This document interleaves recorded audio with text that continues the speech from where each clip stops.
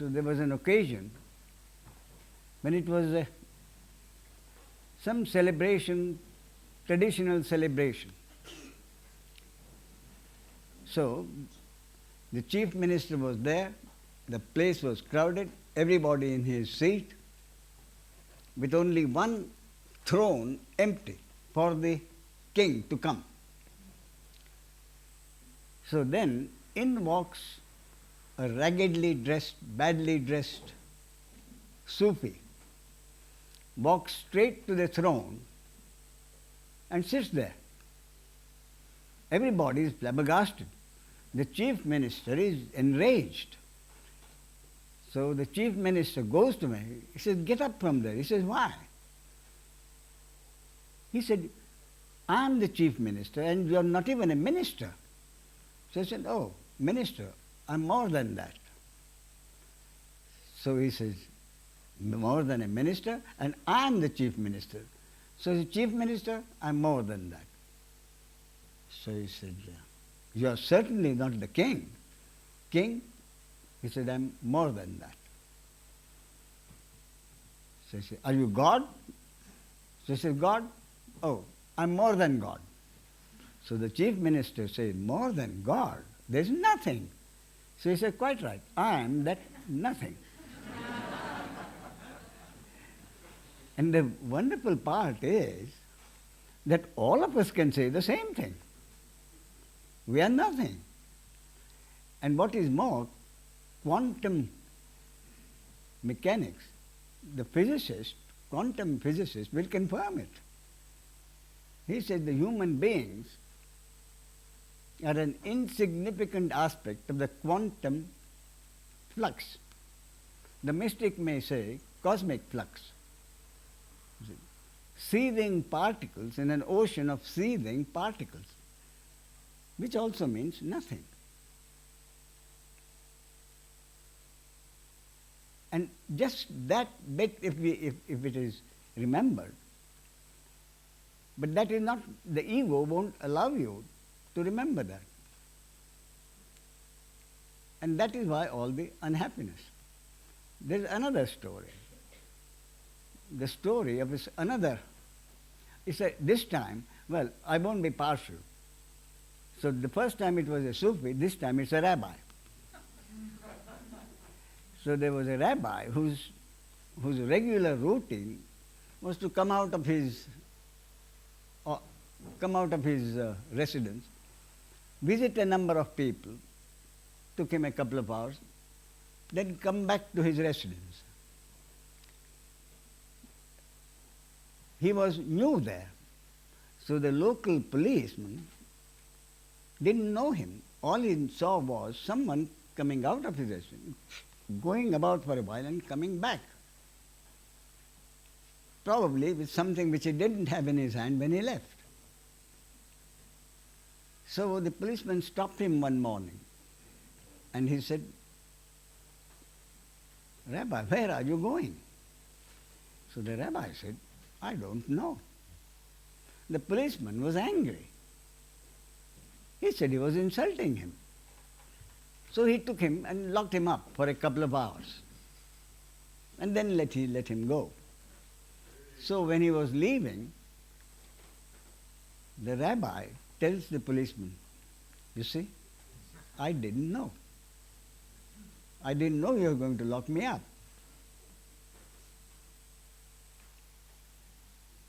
So this "I don't know" is literally correct. Nobody really knows what is going to happen next. Nobody really knows in his life what is going to happen next.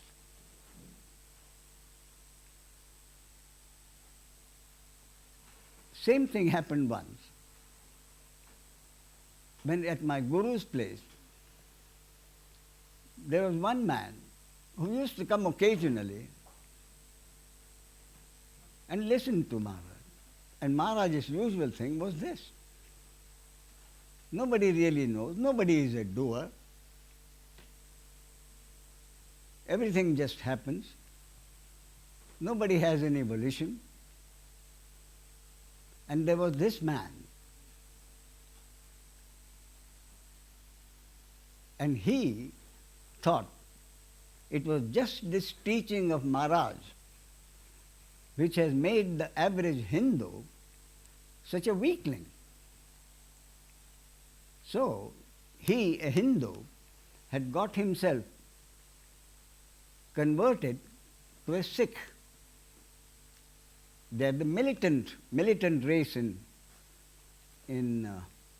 India. So he grew up his hair, started a beard, wore the steel kada, and it was quite a sight. He was even smaller than I am. And the Sikhs are big people. Anyway, he interrupted Maharaj once. And Maharaj, you said, this is what has happened. It is because of teaching that you are teaching that the Hindus have become weak. Maharaj let him talk. So then he said, Maharaj, if I came tomorrow with half a dozen people with sticks and started beating you up, what will you do? And Maharaj said, I don't know. Maharaj's room was quite small, where people gathered. So at any time, there were hardly more than 8 or 10 people. On Sundays, maybe 15, 16 people. It was a small room, 20 people at the most. So there were about 8 or 10 people. And when he said, seriously, he said, I don't know. Everybody laughed. But for some reason, I kept looking at him. So Maharaj asked me, you're not laughing. Didn't you think it was funny? So I said, Maharaj, I don't know whether it was funny or not. But to me, what you just said was the most accurate statement I could have ever heard. Maharaj looked at me, nodded. He knew what I meant. But the others didn't know. Many of them were foreigners. I mean, many out of the 7 or 8. So they said, what's going on between you and Maharaj? And Maharaj was not a mild man like me. He was a fierce old man. So nothing happened unless he had given his okay. So I looked at Maharaj. Maharaj said, all right, meaning explain to them. But I had a deep feeling Maharaj really wanted to test whether I knew what he thought I knew. So I told him, when Maharaj says, I don't know, your question to Maharaj was as an individual. In certain given circumstances, what would you do as an individual? But in the case of Maharaj, there is no individual doer. So his question, I don't know, was interpreted as an individual saying, I don't know what I shall do in the given circumstances. But that is not what Maharaj meant. In the absence of an individual doer, what Maharaj meant was, I don't know what will happen. He didn't mean, I don't know what I shall do. He knows well enough there is no individual doer. So he said, I don't know what will happen. And what is more, what may happen tomorrow morning in certain given circumstances may not happen in identical circumstances next morning. Because whatever happens will happen according to the will of God or the cosmic law. Maharaj didn't know English. But when I explained to him at length, usually if Maharaj had any doubt, he would ask the translator, what did you say? Then he had to explain. And then he would say, all right. Or he would say, no. that is not what I said. So this time he didn't ask. He knew that what was said was true. And the others understood it. That what is going to happen in certain given circumstances, nobody really knows. So what the answer usually is, in such and such circumstances, this is what I would do. And this, what I would do, depends on what he thinks the personality would do. And there, I remember reading a particular case during one of the wars. A young army man, a captain, or 3 generations of soldiers behind him.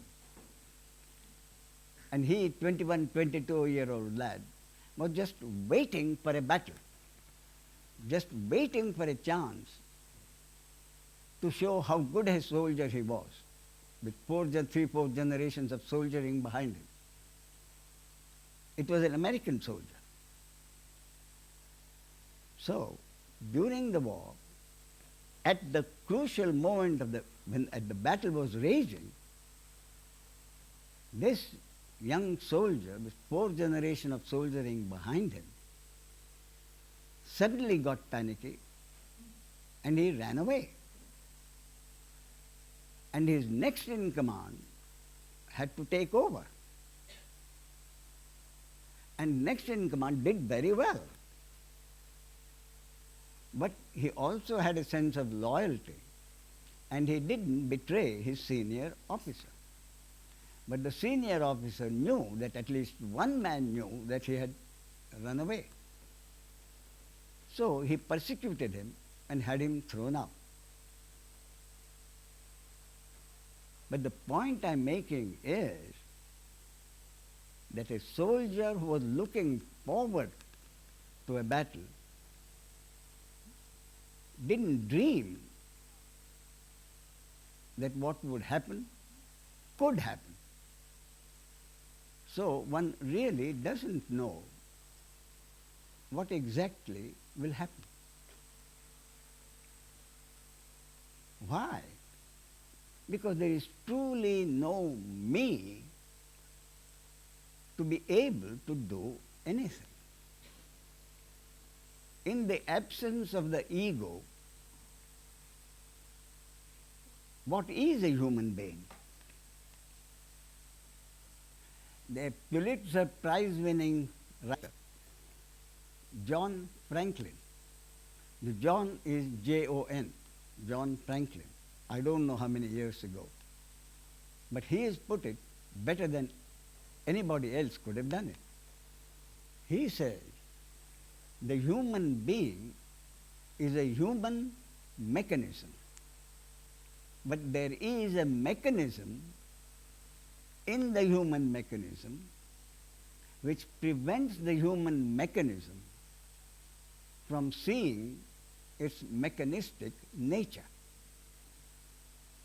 In the human mechanism, there is a mechanism which prevents the human mechanism from seeing its mechanistic nature. In other words, that mechanism in the human mechanism is the ego, with a sense of personal doership. So the ego, with a sense of personal doership, always imagines that it is he or she who is doing whatever it is. And it's so difficult to accept, even from personal experience. I think it anybody's experience. All he or she has to do, think over some time whatever has happened. And in most cases, the experience itself is that things have happened. That is the experience, and yet that experience is not taken into account. Because that is the mechanism which prevents the human mechanism from seeing its mechanistic nature. In fact, I say if you had to tell someone what you did on a specific occasion some time ago, the chances almost 100% are that you will begin by saying, at such and such a time, on such and such an occasion, it so happened that. That's how you will begin. It so happened that I was at such a place doing such and such a thing. So the very fact that you begin by saying, it so happened that, spontaneously you have uttered the truth. So my point is that any action that happens is truly not anyone's action, but it is a happening. And according to my concept, self-realization or enlightenment is frankly nothing more, I repeat, according to my concept, nothing more than the total, absolute acceptance, not just intellectual acceptance, but the deepest possible acceptance that every action is a divine happening or a happening according to the cosmic law, but not something done by anyone. For me, that is the enlightenment. Other than that, for my concept, there is nothing like enlightenment. And any other wild expectation of the enlightenment of self-realization is a total misconception. That is all that self-realization means. I am not the doer. But along with it, there is no one else who is the doer either, which is more important. You see? Now, what is it that one is looking for? Spiritual seeking, what is it all about? I asked that.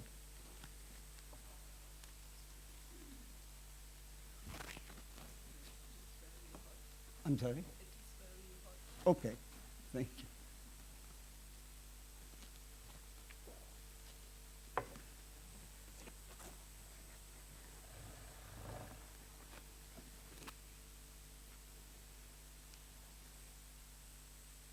What is it that one is looking for? In Bombay, when people come, I ask this quite often. Usually the answer is enlightenment. So I ask, why do you want enlightenment? And the honest answer very often is, I don't know. I don't know. But there was one person,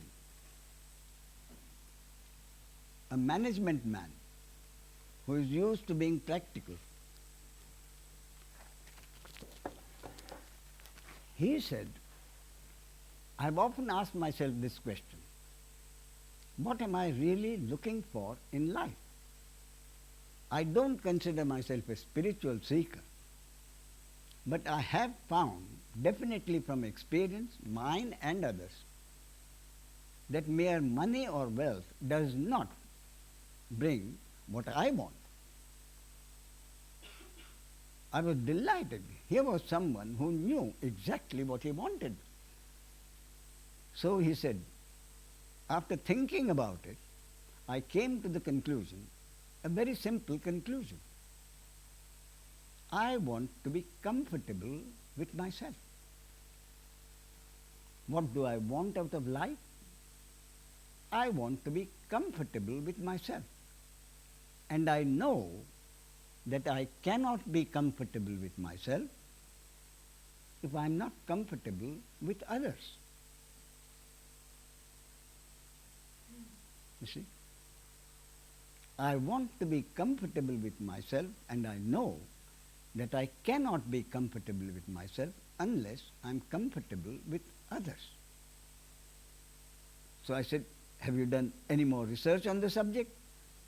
He said, no, my research stops there. So my question still is, this man said, how can I be comfortable with myself and with others? So the ball was squarely in my court.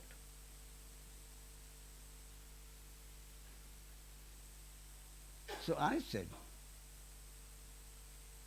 I have a very simple answer for it. If this sense of personal doership which you do have, don't you consider that everyone does whatever actions happen through that body, mind, organ, you and everybody else? He said, yes. So I said, that is the reason you are not comfortable with yourself, because you are not comfortable with all the actions that you think you have done. There are many actions which you don't think you should have done. Therefore, you are not comfortable with yourself. And you are not comfortable with others for the same reason. You think what others have done, they should not have done. So I said, would you agree with that? So he said, yes. Then I said, let me put it another way. Would you say that you are comfortable with yourself and you are comfortable with others in your deep sleep? So he said, now that you asked me, yes. In deep sleep, there is not this problem of being uncomfortable with either me or with others, because there are no others in deep sleep. So I said, what you are really trying to get is that kind of happiness. More appropriately, I would call, you are trying to get that kind of peace in the waking state which prevails in deep sleep. So he said, yes. So I said, what is the one main difference between what happens in deep sleep or in your personal dream and the waking state? The difference is surely one thing. There is a personal doer in the waking state, and there is no personal doer in your deep sleep state.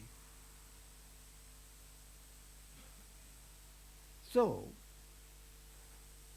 I said, my firm conviction is that you will get the peace which prevails in deep sleep if you can have the total conviction that you are not the doer of any actions which happen through your body, mind, organism, nor is anyone else the doer of actions which happen through his or her body, mind, organism. So I said, in order to understand that, your question would be, if the human being is not the doer, what is a human being? That will be your question. So he says, how did you know? So I've had people like you before. That's why I know. So I said, leave the ego out. And what is a human being? Leave the ego out with a sense of personal doership. And what remains? What remains is a body-mind organism with its own nature, with its own inherent nature.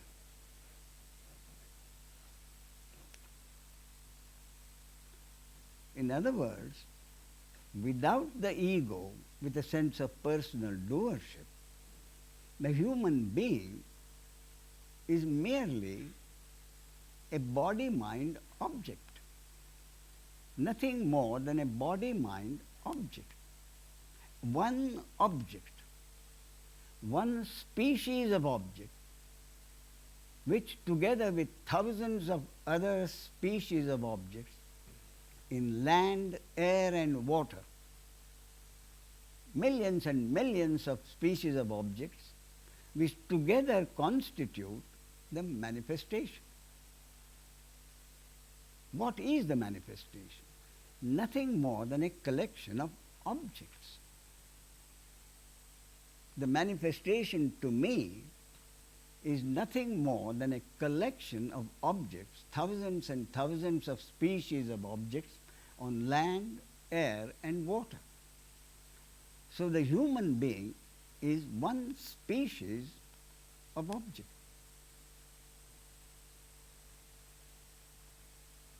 So uniquely programmed, each human being is so uniquely programmed that at any moment a particular action will happen, an action will be brought about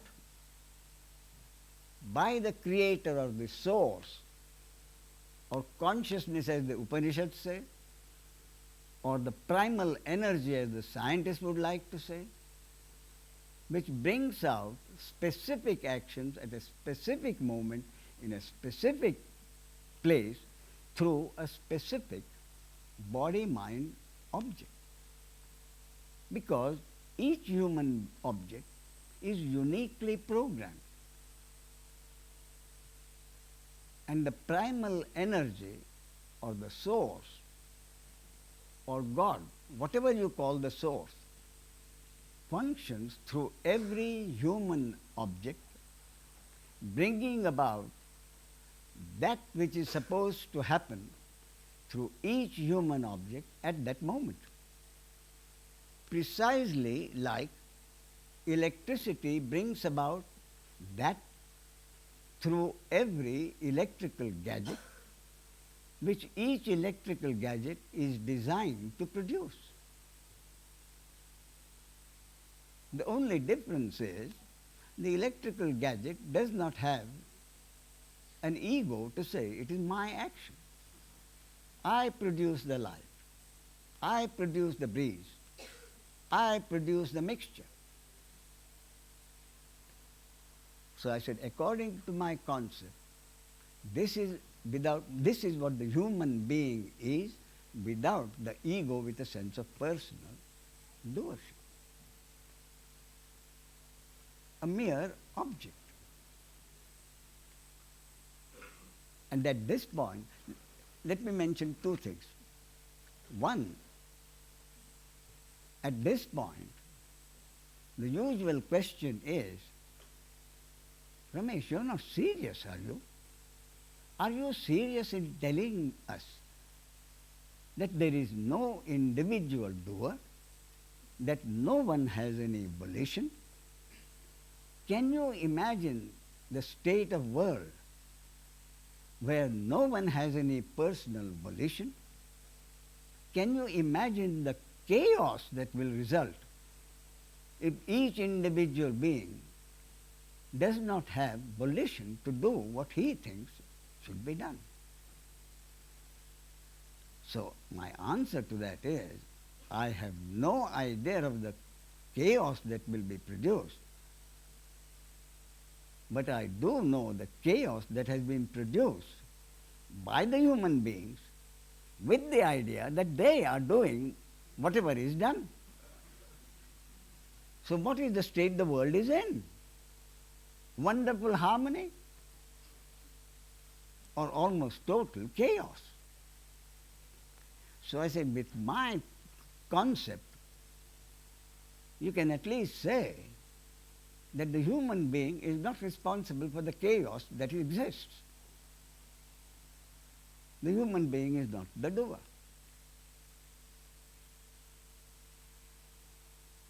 So if the human being is not the doer, how does the source produce specific action at a specific time? The second thing, and this is the first thing, the second thing I wanted to stress was, whatever I have been saying and whatever I shall say will be a concept. I usually mention this even earlier in a talk, because as I keep on talking, your intellect will say, this seems crazy, but it appeals to my logic. It doesn't go against my logic. I feel compelled to accept it. But how do I know what Ramesh is saying is the truth? Therefore, I confess right in the beginning that what I am saying is not the truth. It is only a concept. A concept is an opinion, an idea, which some people may accept, some people may not. Whereas the truth is something no one can deny. That is my definition of the truth and a concept. Truth is something which no one can deny. A concept is something which people can deny. And therefore, on this basis, whatever any sage has said at any time, whatever any scripture of any religion has said at any time, is a concept. No sage has ever said any truth.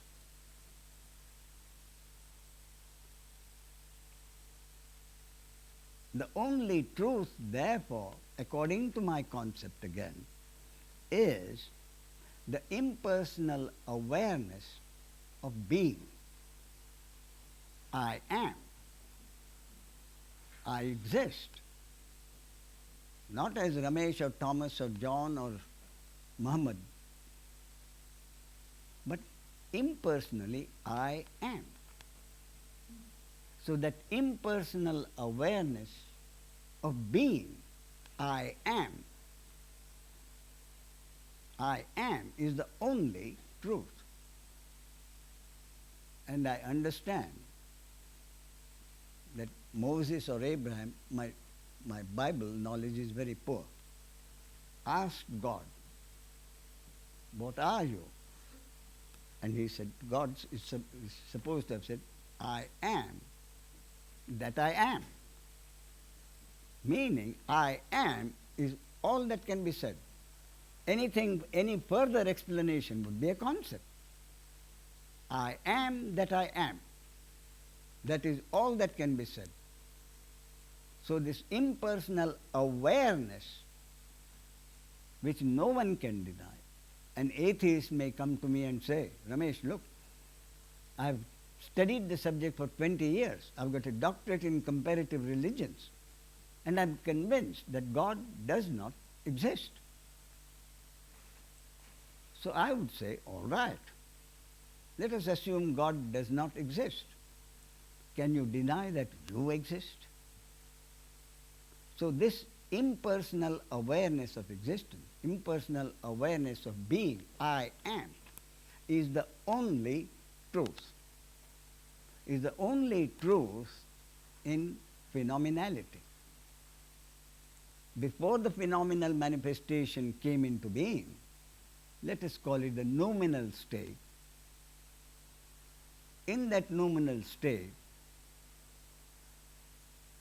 nobody needed any truth. The necessity for truth comes only in phenomenality. Therefore, in phenomenality, the only truth I have is the impersonal awareness of being. But in the functioning of phenomenality, in the functioning of manifestation, life as we know it, according to me, there is one other truth in the functioning of phenomenality. And that is Nothing can happen unless it is the will of God. Again, the 4 words in the Bible. Thy will be done. And take it from me, exactly the same thing with different words exist in every religion. In the Hindu religion, the words are perhaps a little more specific. The Bible says, thy will be done. The Hindu religion says, thou art the doer and thou art the experiencer. Thou art the doer and thou art the experiencer. Something similar in the Muslim Mohammedan religion, which says, God is all there is. So if we accept that God is all there is, and you call it the source, then obviously nothing possibly could happen unless it is the will of that source. It's really so simple. Thy will be done, or thou art the doer and thou art the experiencer, really doesn't need any interpretation. But interpretations have been made by interpreters throughout the history of mankind, and therefore we have had religious wars. Interpretations are concepts, and interpretations differ.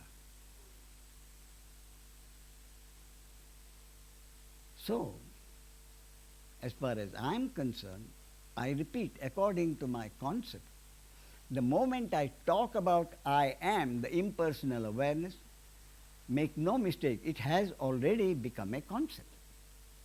The moment anyone begins to talk about the impersonal awareness, it has become a concept. Thy will be done is still a concept. Therefore, I am keen on confessing that if your intellect would be quite right in saying what Ramesh says seems logical. And as you go further, the intellect will be even more satisfied. When I tell the intellect asks me, the ego asks me, I am talking with the ego. I know that. Therefore, I am not telling the ego to forget the ego. That is what is generally done. The ego is the problem. Destroy the ego. I've never found anything more amusing than the human being asked to get rid of the ego. What makes the human being human is the ego, the sense of personal doership. So the ego says, are you telling me, Ramesh, that if the sense of personal doership is gone, if I am able to accept totally that I am not the doer, everything happens because it is the will of God, then I shall be comfortable with myself and I shall be comfortable with others. I would say, yes, if you are able to accept totally, unconditionally, absolutely, that no one is a doer, that all actions that happen are divine happenings or happenings according to the cosmic law, no individual is responsible for his actions. If that is totally acceptable, then you will be comfortable with yourself and you will be comfortable with others.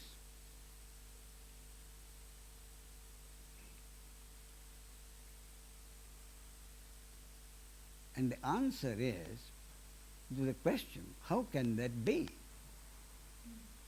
The answer is, only answer truly is, try it. Try it But this conviction, the total conviction, the happening of that total conviction is again, according to the basic concept, the total acceptance is not in your control. You may want to have that acceptance, but if it is not the will of God, or according to the cosmic law, that a particular person, a particular ego is not supposed to have that acceptance will not happen. So the total acceptance of this, how does that, what difference, what tremendous difference does it make in your life? That is the question. The answer is this. The Buddha has put it beautifully. He said, samsara is dukkha. Samsara by its very nature, by its very essence, samsara, life, by its very essence, is unhappiness. The Buddha didn't mention happiness because the share of unhappiness in most cases is much larger than the share of happiness. So Buddha accepted the little happiness that happens and concentrated on the unhappiness, the misery. So the Buddha said, samsara is dukkha, life is misery, and nirvana is shanti. But he added, they are not two.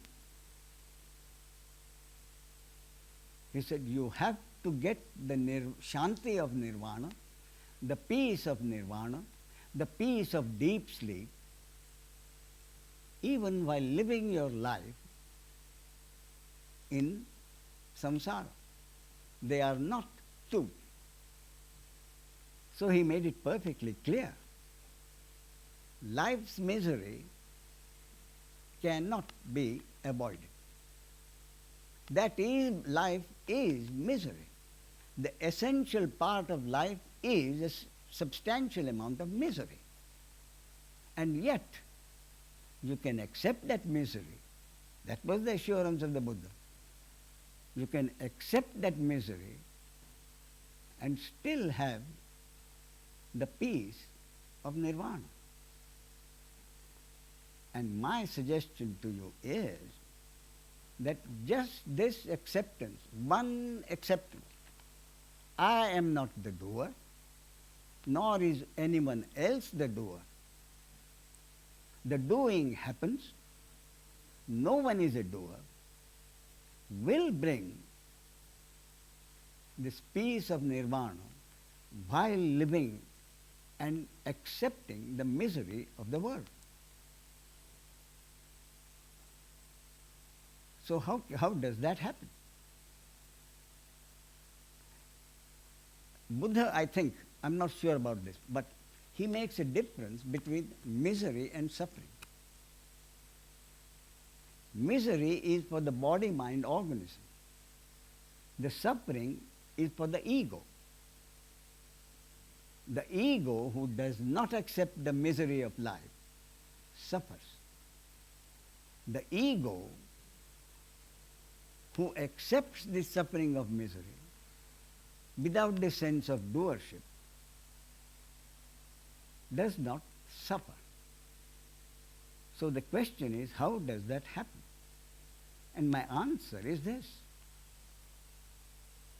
If you are able to accept, let's take the case of a conceptual sage. A sage enjoys the peace of nirvana while living in life and accepting the misery. So what happens in the case of a sage? In the case of a sage, there is total acceptance that he is not the doer of actions which happen through his body-mind organism. So, an action happens through his body-mind organism. Actions happen all the time. You cannot say, if I have no volition, why should I do anything? You are not doing anything anyway. It is the energy functioning through each human body-mind mechanism which produces the action. So you can't even say, if I'm not the doer, why should I do anything? And when this argument comes about, if I'm not the doer, why should I get up in the morning at all? Why shouldn't I spend the day in bed doing nothing? And the basis of this argument is that the action which the argument holds is only physical action. But action is not physical. Most actions are mental. So I would tell this man, try being in bed even 2 hours more than you can, and you will notice actions happening feverishly. Not physical actions, but mental actions. They'll be happening all the time. So, an action happens through a body-mind organism of a sage. And let us say, for the sake of comparison, similar action happens through an ordinary person. Where is the difference? The same action is approved by society. The society says that action was a magnificent action. That person should be honored and rewarded. So the acceptance of the society is an input in this uniquely programmed body-mind organism. This uniquely programmed computer, if you like. In both cases, in both body-mind computers, the input is praise and acceptance from society. To that input, the brain reacts, and there is an output, which is a sense of pleasure.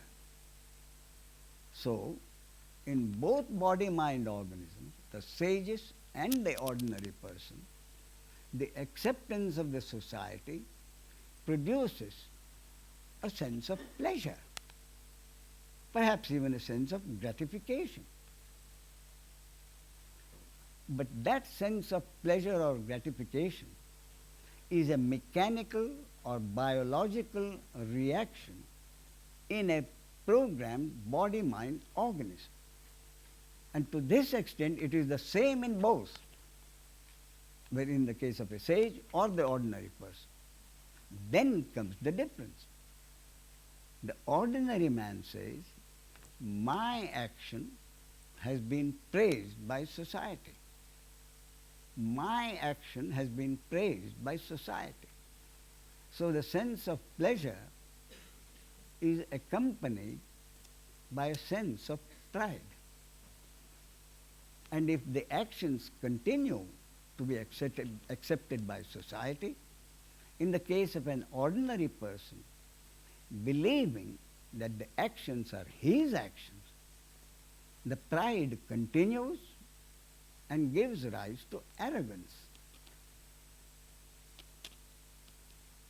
In the case of a sage, sense of pleasure arises, but knowing that it is not his action that has been praised, knowing absolutely, totally, that the action which has been approved and praised by society is not his action,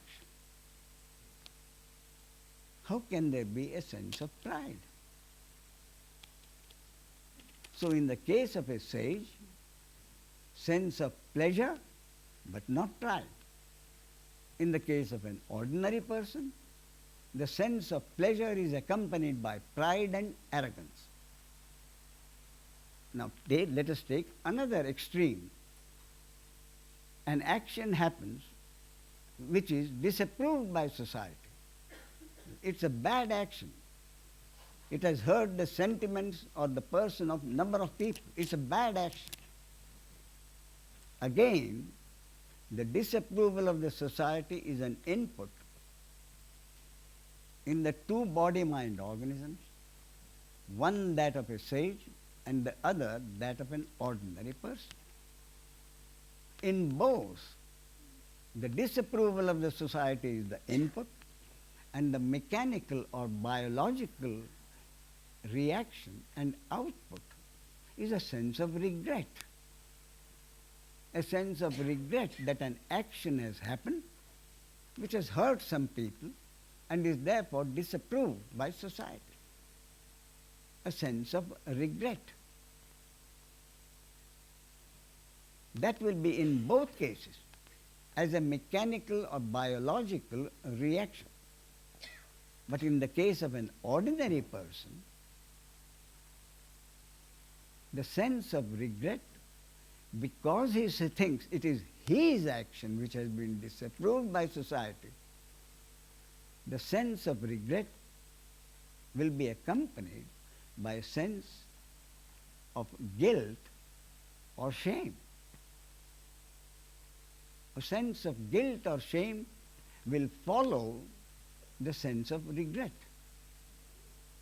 But in the case of a sage, sense of regret, of course, but knowing absolutely that it was not his action which had been disapproved by the society, why should he feel a sense of guilt? So the sense of regret in both cases, but in the case of a sage, no guilt, no shame, it's not his action.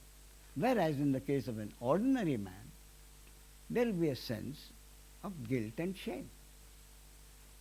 And usually the actions which happen through any body-mind organism scale the range from approval to disapproval by society, pride and arrogance to guilt and shame. And that is really an enormous load which an ordinary person carries. The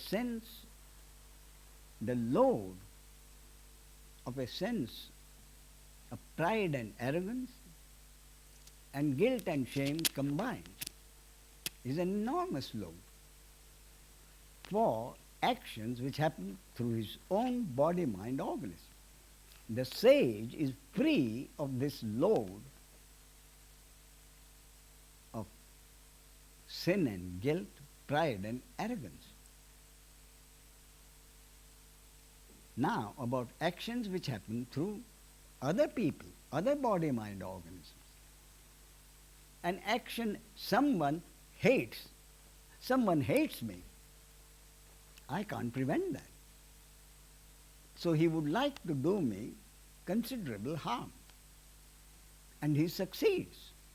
And he is happy, at least temporarily, that he has hurt me. So, what happens to me? The me is still the ego without the sense of personal doership.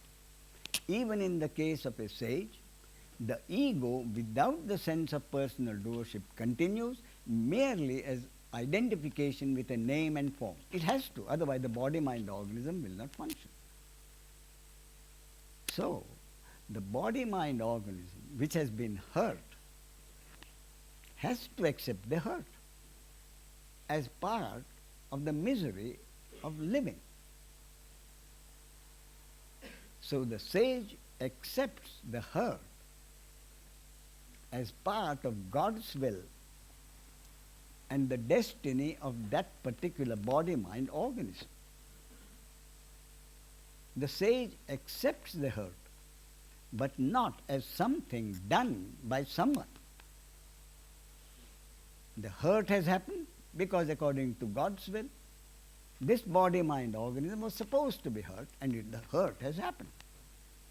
But knowing absolute conviction that if it were not God's will that that this body-mind organism should be hurt, I repeat, the sage knows totally that if it were not God's will that that body-mind organism was supposed to be hurt, no power on earth could hurt him. That is the total understanding. No power on earth can hurt me if it were not God's will. So what has hurt me is God's will and not the action which someone thinks he has done. He may think he has done the action. He may be happy that I have been hurt. But I know that no action from anybody can do anything to me. So with that understanding, how can a sage hate anybody? How can a sage be jealous of anybody? So, for actions which happen through his own body, mind, organism, the sage does not carry a load of pride, arrogance, guilt and shame. And for actions which happen through other body, mind, organisms, which have effect on him, which have consequences on himself, there is no load of hate and jealousy and envy. So what I would tell the ego is, so imagine your life with the hurts and miseries that are your allotted share according to God's will, without the load of pride and guilt and hatred and jealousy and envy. Without this load, would you not be comfortable with yourself? Without this load of pride and guilt and shame, would you not be comfortable with yourself? And without the load of hatred and jealousy for anyone in this world, would you not be comfortable with others? You see? So with this acceptance, no one is the doer. I am comfortable with myself without the load of pride and guilt and shame, and I am comfortable with others without the load of hatred and jealousy and envy. So life goes on, gives me my destined share of pain and pleasure. So I accept my destined share of pain and pleasure without this awful load. The result of which is that I am comfortable with myself and I am comfortable with others, and I enjoy the peace of nirvana while living in the life of misery. I enjoy the shanti of nirvana while living in the samsara of dukkha. See, that is my basic understanding, conceptual understanding.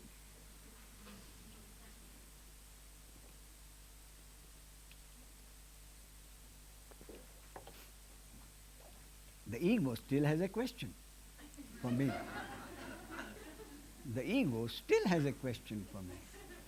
The ego says, okay, all right, I'll accept your guarantee, conceptual guarantee, that if I'm able to have this total acceptance that there is no doer in this world, that all doing, again according to the words of Buddha, if I'm able to accept that events happen, deeds are done, but there is no individual doer thereof. That is the Buddha. Events happen, deeds are done, but there is no individual doer thereof. If I am able to accept that,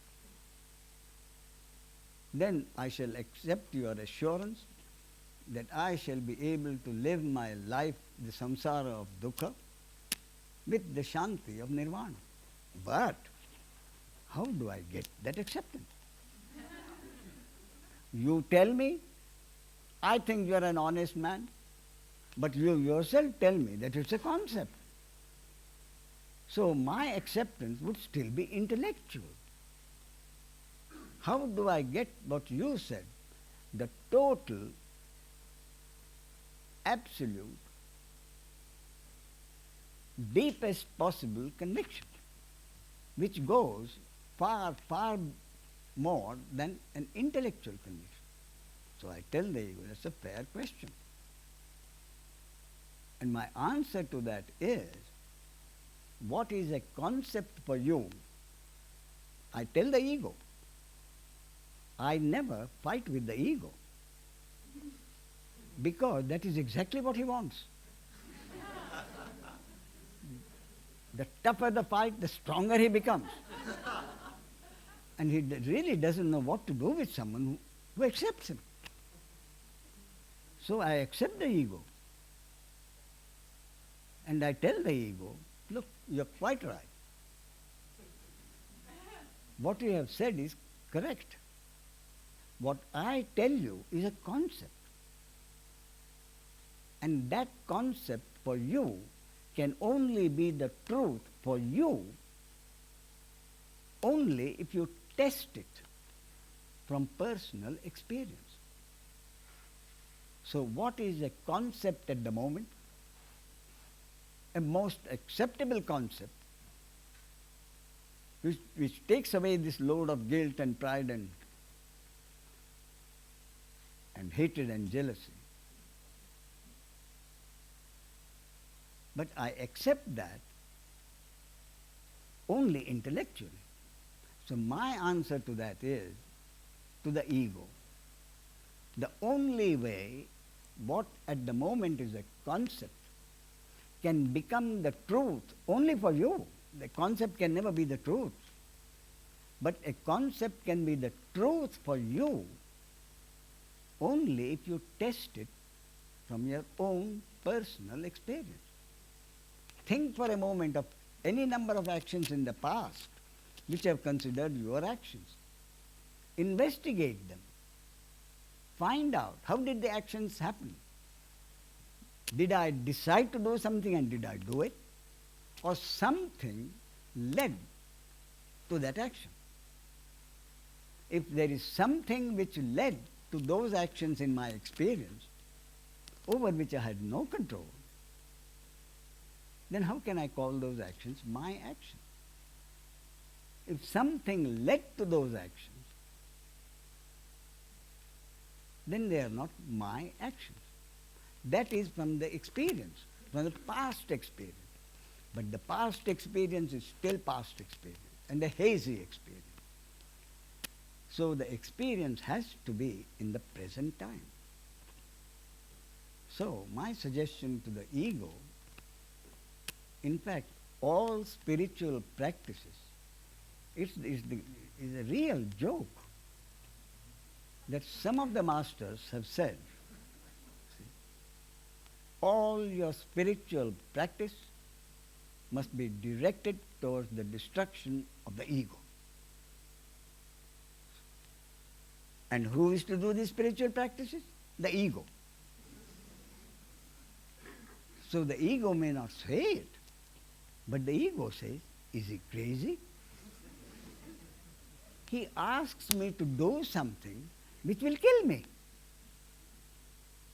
Why should I do something which is going to kill me? And that is the question the ego is going to ask me. Why should I do something which is to investigate my actions and find out if they are my actions? And if I come to the conclusion that they are not my actions, then what will happen to me? So my answer to that is, I assure you that even if you come to the final conclusion from personal experience that you have not been the doer, that you are not the doer, nobody is a doer, you will not only not die, but I guarantee that you will live as long as the body-mind organism is alive. You will not only live as long as the body, mind, organism is alive, but you will live with that sense of peace which guarantees that you are comfortable with yourself and comfortable with others, meaning peace. So you will not only live as long as the body lives, but you will live with a tremendous sense of peace. All right, the ego says, I accept your word. What exactly do you want me to do? So I tell the ego, it's very simple. All you have to do, and that is the only spiritual practice, if you would deign to call it a spiritual practice, call it. But I would hesitate to call it a spiritual practice. But supposing you call it that, I would say that is the only spiritual practice I would recommend. If you are busy during the day, at the end of the day, sit back for 10, 20, 30 minutes, think of any action which you are absolutely convinced is your action. And take 2 or 3 if you like. Find out, investigate, make an investigation, make an analytical investigation into any action which happened as recently as today, not in the past. Investigate those actions. Find out how did that action happen. Did you decide to do it and did it? Or more likely, your investigation will tell you that a thought came to you which led to a deed which you consider your action. So your action really depended on that thought which came to you. And that thought you did not create. It has been proved in the laboratory by the scientists that a thought which happens half a second before the ego takes hold of that thought as his thought. The quantum physicist explains it as follows. Last year there was a physicist sitting in the... So I said, Professor, please listen and tell me what I say. I'm not a scientist, but as a scientist, would you say that is correct? So I told him, my understanding of it is this, that among the thousands and thousands of probabilities, that is what the scientists call, not possibility, but probabilities.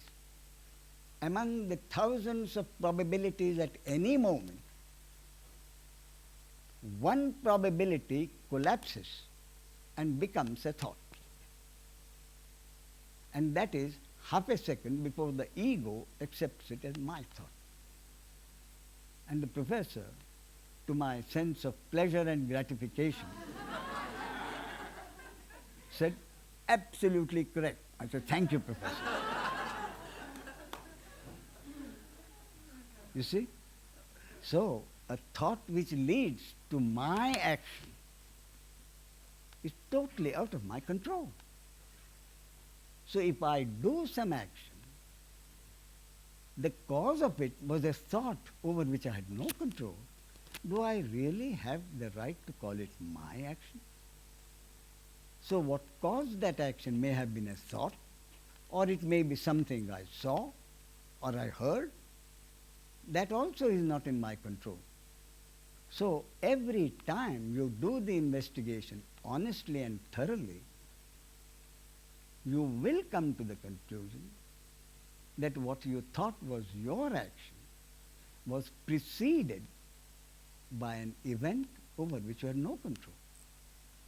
Therefore, you cannot truly call it your action. And when the ego comes to this conclusion, time after time, action after action, day after day, that no action is his action. The ego is compelled to ask himself or herself the question, if this me is not needed for an action to happen, obviously no you or him or her is necessary for actions to happen through other body-mind organs. So if this me is really not necessary for life to happen, who is living this life? And this question can be sheer misery. That question will not allow the ego any bit of peace. Therefore, I am inclined to call this stage in the ego's search for peace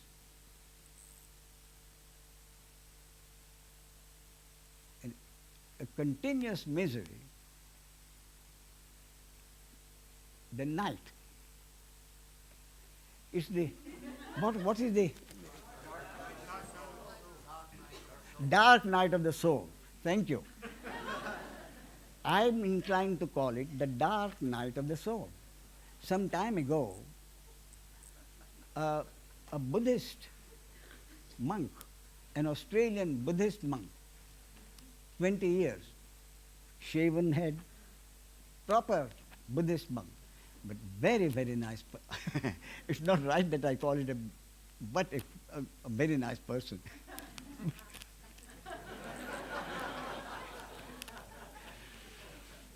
So he was there for 3 days, and when I mentioned this, that the dark night of the soul, he sat up and he said, do you know, it's curious. Among the Buddhists, there is a word for it too. And he gave the word, which I forget, according to the presumably Pali language of the Buddha. But he translated it as horrors. Exactly the same thing. The dark night of the soul. And in the Buddhist, it says horrors. Until the answer comes to him, the intensity of this question, if the me is not necessary, is there a me at all? Me in this body or any other body? Is there a me at all? Then the answer comes from the source. My dear child, there never has been a me in any body. The suffering is unnecessary. All deeds are my deeds. I am the doer. I am and can be the only doer. And when this answer comes from the source, it becomes the truth for that ego. Not for anyone else. For everybody else, it still remains a concept. Until this spiritual practice is gone through, and to be able to go through that spiritual practice, this analytical investigation, a thorough and honest investigation, even the happening of that thorough and honest investigation is not in your control. That can happen only if it is the will of God. But at this stage, the compassionate Ramana Maharshi assures the spiritual seeker no need for frustration. Your head is already in the tiger's mouth. There is no escape. Meaning, you are interested in this search for truth, and you didn't start the seeking. The seeking happened because it was God's will. So if what you are seeking, call it peace, call it being comfortable, whatever, if that seeking was not started by you, and that seeking was started by the source, why do you bother with the progress of the seeking? Let the power which started the seeking deal with the seeking. Who cares? Then the peace will be all the more strong. Something wrong?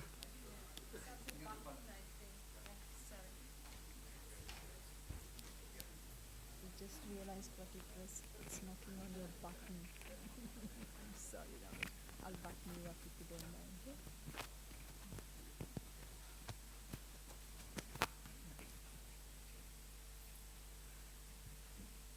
So, I've told you how you can have the peace of nirvana while living in the life of misery. And the bottom line is that will happen only if it is God's will.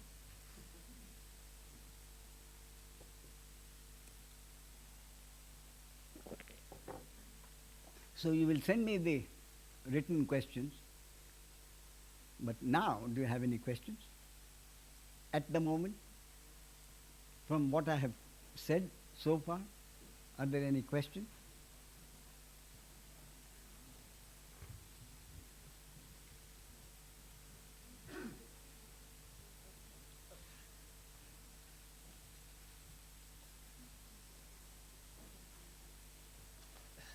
I have a question about concepts.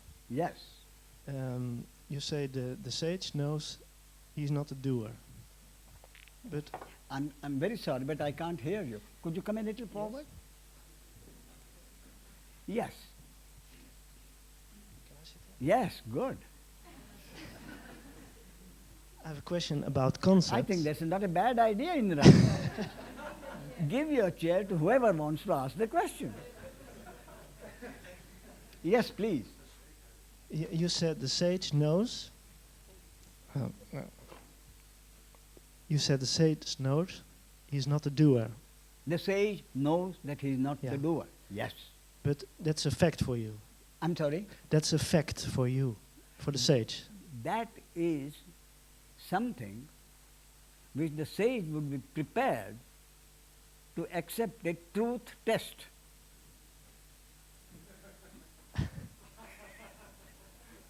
My problem is, you say all those nice statements. There's no free will.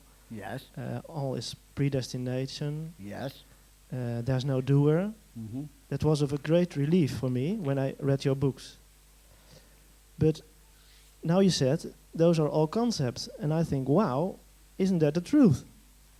But as far as I see, you mean to say these are concepts for the one who hasn't the understanding, like me. I've only an intellectual understanding, but it's the truth for the sage.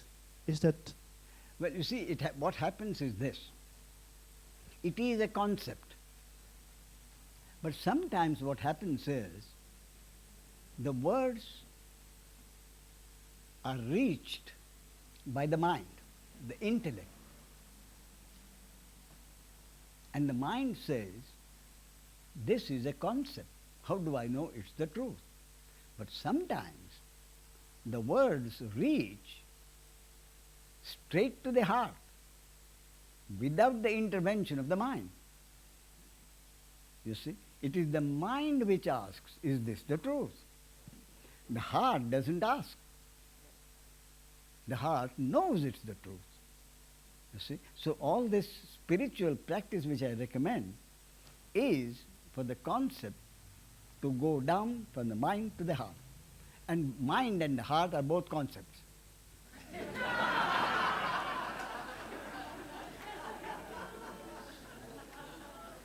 okay?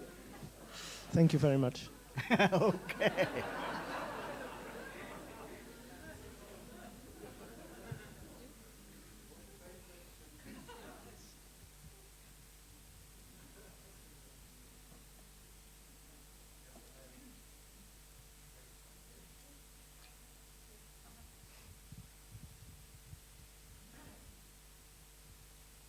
Sorry, I need translation in English. I need translation in English.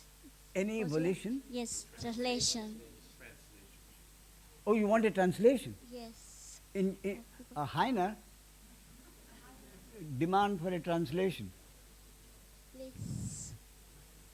Spanish and Yes, English. of course. Spanish and English. Yes, but you want. Sorry, a little. All right. No. Yes, you talk in German, Okay. he'll translate. All right. Yes, So you don't, yes. Okay. No, she doesn't need it. She is going to say it in German to you. Spanish. Oh, and you know Spanish. So, so she doesn't need the mic. She is talking to you. You need the mic for us. So you keep the mic, let her tell you what she wants to say, and you translate it. Simple, you see.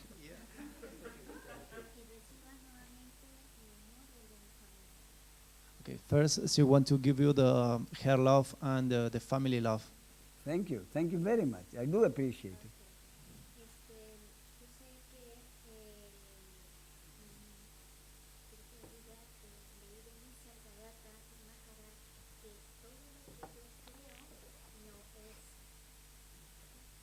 She read from Maharat, from Nisargadatta Yes, Maharat, yes. that everything that she believes doesn't exist. Everything she believes is It doesn't exist. does not. It's a concept. That's what I mean. It's a concept. Yeah, because it's a concept. Yep.